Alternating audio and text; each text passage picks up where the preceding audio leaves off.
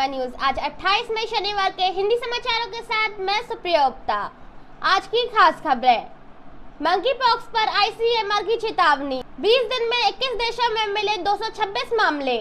Monkey pox के संक्रमण को तेजी से फैलता देख Indian council of medical research ICMR ने चेतावनी जारी की है। हेल्थ एजेंसी का कहना है कि छोटे बच्चों को इस बीमारी का खतरा ज्यादा है, जिसके चलते इसके लक्षणों पर नजर रखनी होगी। फिलहाल भारत में मंकी पॉक्स के एक भी मामले की पुष्टि नहीं हुई है, लेकिन सरकार इस संक्रमण को लेकर हाई अलर्ट पर है। उधर भारतीय private health device company Trivitron health care ने मंकी पॉक्स की जांच के लिए एक RT-PCR टेस्ट किट तैयार कर ली है। यह किट 1 घंटे के अंदर नतीजे दे सकेगी। शुक्रवार को अर्जेंटीना में मंकी पॉक्स का पहला केस सामने आया। इससे पहले मंगलवार को पश्चिम अफ्रीका से UAE लौटी एक महिला को भी मंकी पॉक्स की पुष्टि हुई थी। बता दें कि अब तक 21 देशों में मंकी पॉक्स के 226 मामलों की पुष्टि हो चुकी है। WHO ने शुक्रवार को कहा कि लगभग 100 संदिग्ध मरीज ऐसे देशों से रिपोर्ट किए गए हैं जहां मंकी पॉक्स आमतौर पर नहीं पाया जाता है। मंकी पॉक्स का पहला मामला ब्रिटेन में 7 मई को सामने आया था। हालांकि राहत की बात यह है कि मंकी पॉक्स वायरस में अब तक कोई जेनेटिक बदलाव नहीं मिले हैं, यानी वायरस अब तक इंसानों में म्यूटेट नहीं हुआ है। यह बीमारी अफ्रीका के बाहर कैसे फैली, वैज्ञानिक अभी भी यह पता लगाने की कोशिश कर रहे हैं। उत्तर प्रदेश फिरोजाबाद न्याय के लिए धरने पर बैठी नाबालिग दुष्कर्म पीड़िता। थाना रामगढ़ क्षेत्र में रहने वाली एक नाबालिग पीड़िता के मुताबिक रिश्तेदारी से वापस टूंडला के लिए आते समय उसकी मुलाकात दीपेंद्र नामक सिपाही से हुई थी, जो मथुरा का रहने वाला है और आगरा पुलिस लाइन में तैनात है। बातचीत करने के लिए युवक ने उसे एक स्मार्टफोन भी दिया था। 24 मार्च 2022 को जब वह अपनी मां के साथ हाजीपुरा बाजार गई थी, तभी युवक ने उसे फोन किया और वह मां को बिना बताए उसके साथ चली गई। बेटी के लापता होने के बाद परिजनों ने थाना रामगढ़ में गुमशुदगी दर्ज कराई थी। पुलिस युवती की तलाश कर रही थी। बाद में पुलिस ने उसे आगरा से बरामद कर लिया था। पुलिस पूछताछ में युवती ने पुलिस को बताया कि आरोपी पुलिसकर्मी ने शादी से इनकार कर दिया और उसके बाद कई बार दुष्कर्म किया। बाद में आरोपी पुलिसकर्मी के भाई ने भी उसके साथ दुष्कर्म किया। पीड़िता का दावा है कि उसके और पुलिसकर्मी के बीच हुई बातचीत का ऑडियो भी उसके पास है।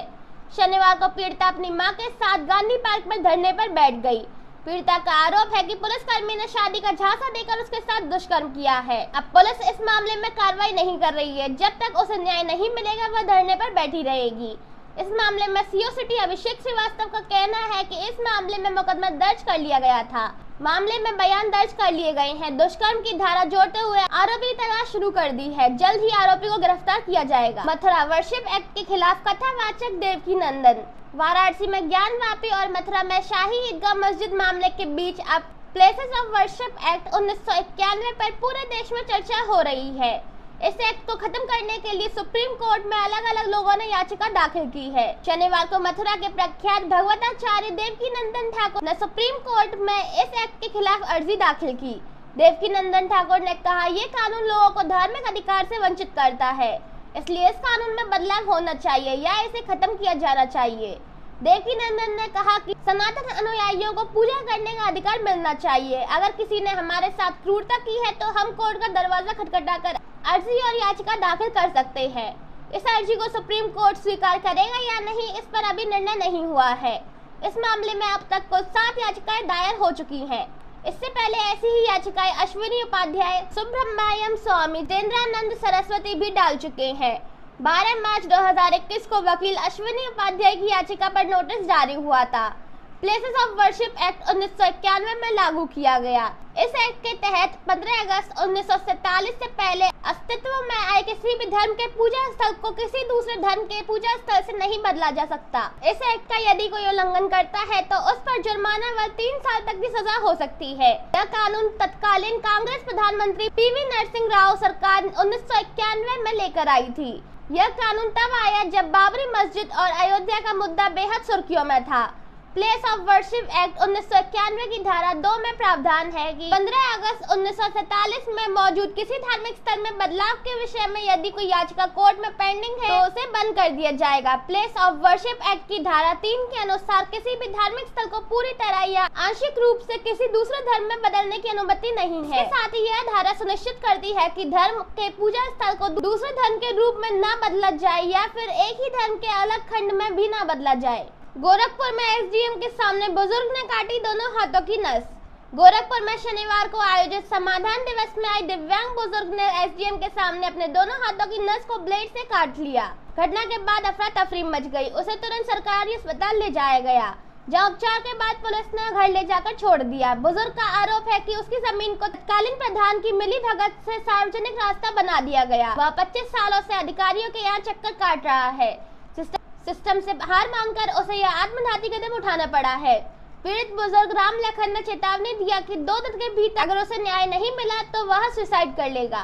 वाराणसी में रवि कृष्ण बोले, ओवैसी जैसों को जनता पहचान चुकी है।